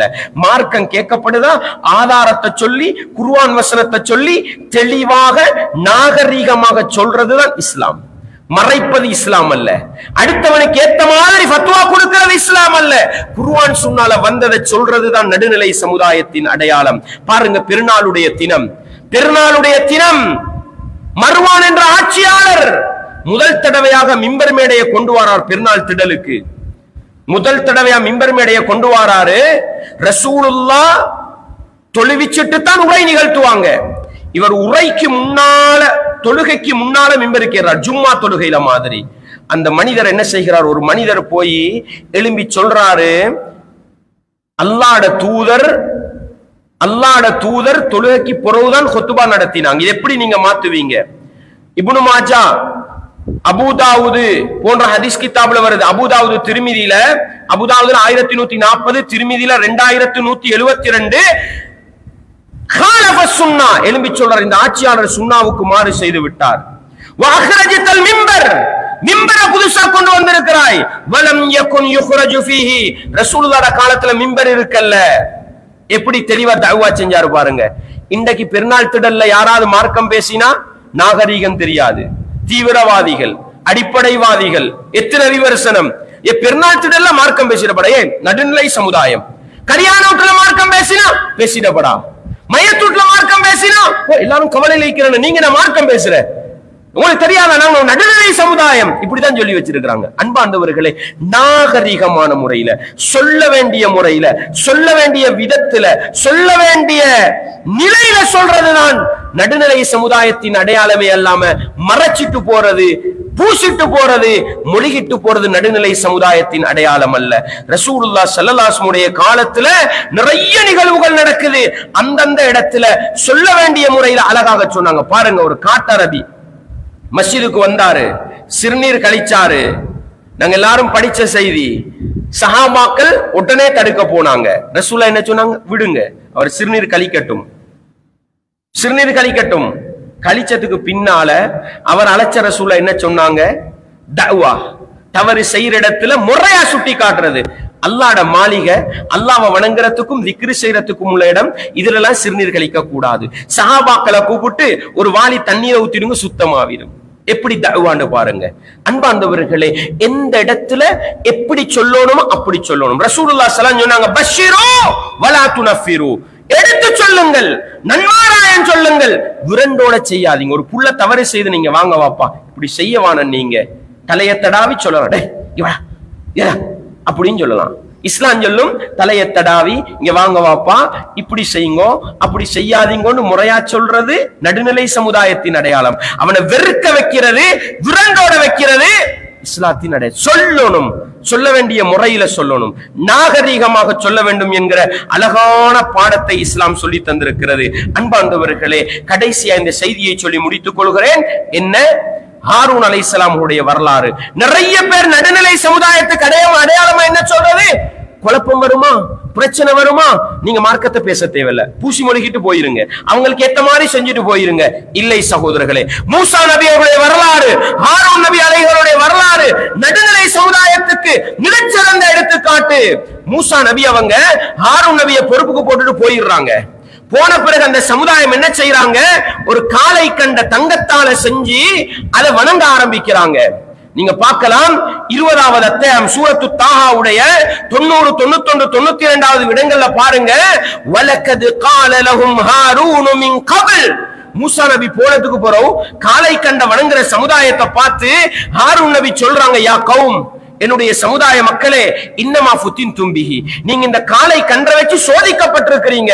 வ இன்ன ரப்பக்குமுர் ரஹ்மான், உங்களோட ரப்பு ரஹ்மான் ஆகிய அல்லாஹ். ஃபத்தபிஊனி, நான் சொல்றதை கேட்டு என்னைய பின்பற்றி நடங்க. வ அத்தீஉ அம்ரி, என்ற கட்டளை ஏற்று நடங்கன்னு சொல்ல அந்த மக்கள் சொல்றாங்க, லன் நப்ரஹ அலைஹி ஆகிஃபீன ஹத்தா யர்ஜிஅ இலைனா மூசா, மூசா நபி திரும்பி வரும் வரைக்கும் இந்த கடவுள் தான் என்ன, இந்த காளை கன்று தான் எங்களுக்கு கடவுள், அதைத்தான் நாங்க வணங்குவோம்னு சொல்றாங்க. மூசா நபி அவங்க வந்து ஹாரூன் நபிய தாடியை பிடிச்சி குலுக்கி கேட்டாங்க, தலையை பிடிச்சி இழுத்து கேட்டாங்க, என்னப்பா என்ற சமூகம் வழிகட்டு போகும் வரை நீ பார்த்து கொண்டிருந்தாயா அப்படின்னு கேட்கிற நேரம் அவங்க சொன்னாங்க, அழகா சொன்னாங்க, யப்ன என்னுடைய தாயின் மகனே, லா தஅஹுது பிலிஹியதி, என்ன தாடியை பிடிச்சி இழுக்காதீங்க, வலா பிரஸி, என்ன தலையை பிடிச்சி இழுக்காதீங்க அப்படின்னு சொன்னதை நாங்க இத மட்டும்தான் பார்த்தாங்க. அவங்க செஞ்ச தஅவாவை பார்க்கல. தெளிவாக சொன்னாங்க, என்னுடைய சமுதாய மக்கள் என்னை கொலை செய்ய முற்பட்டார்கள். என்னை என்னுடைய தாயின் மகனே, இன்னல் கௌம ஸதஅஃபூனி, நான் தஅவா செய்யற நேரம் இந்த மக்கள் எல்லாம் என்னை பலவீனப்படுத்தினாங்க. வகாது யக்துலூனனி, என்னை கொலை செய்ய பார்த்தாங்க. நான் தஅவாவை செஞ்சுட்டு சும்மா இருந்துட்டேன்.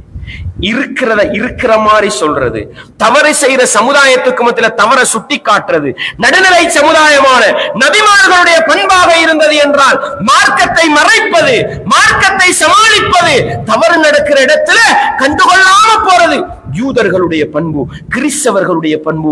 நடுநிலை சமுதாயமான சஹாபாக்கள் நபிமார்களுடைய பண்பு நாகரீகமாக, ஒழுக்கமாக, தவறை சுட்டிக்காட்ட வேண்டிய இடத்தில் முறையாக சுட்டிக்காட்டுவதுதான் என்கிற அழகான பாடத்தை படித்துக் கொண்டு இன்னும் பல செய்திகள் பேச இருந்தாலும், அன்பார்ந்தவர்களே, படிக்கிற மனிதர்களுக்கு, விளங்குகிற மனிதர்களுக்கு போதும் என்ற அடிப்படையில் நடுநிலை சமுதாயத்தின் அடையாளம் எப்படி இருக்க வேண்டும் என்பதை முடியுமான அளவு சொல்லி இருக்கிறேன். சுருக்கம் குர்ஆனும் சுன்னாவும் இஸ்லாம் எப்படி சொல்லி தந்திருக்கிறதோ அந்த அடிப்படையில் வாழ்வது. எந்த ஒரு கட்டத்திலும் தனி மனிதர்களுக்காக, சமூகங்களுக்காக, நாட்டு மக்களுக்காக இஸ்லாத்தை விட்டுக் கொடுக்காமல், ஈமானை விட்டுக் கொடுக்காமல், மார்க்க விழுமியங்களை விட்டுக் கொடுக்காமல், அழைப்பு பணியை விட்டுக் கொடுக்காமல் குர்ஆன் சுன்னா காட்டித்தந்த அடிப்படையில் இவைகளை செய்து செல்வதுதான் நடுநிலை சமுதாயத்தின் அடையாளம் என்பதை புரிந்து கொண்டு அல்லாஹ் புகழ்ந்து சொல்லுகின்ற, மறுமை நாளையின் சாட்சிகளாக வைத்திருக்கின்ற நடுநிலை சமுதாயத்தின் நீதமான சிறந்த சமுதாயத்தின் ஒரு அங்கத்தவனாக நானும் நீங்களும் மாற முயற்சி செய்வோம். வல்லவன் ரஹ்மான் எனக்கும் உங்களுக்கும் எல்லா ஈமானிய உறவுகளுக்கும் அந்த பாக்கியத்தை தந்தருள வேண்டும். வஆகிரு தஅவானா அனில் ஹம்துலில்லாஹி ரப்பில் ஆலமீன்.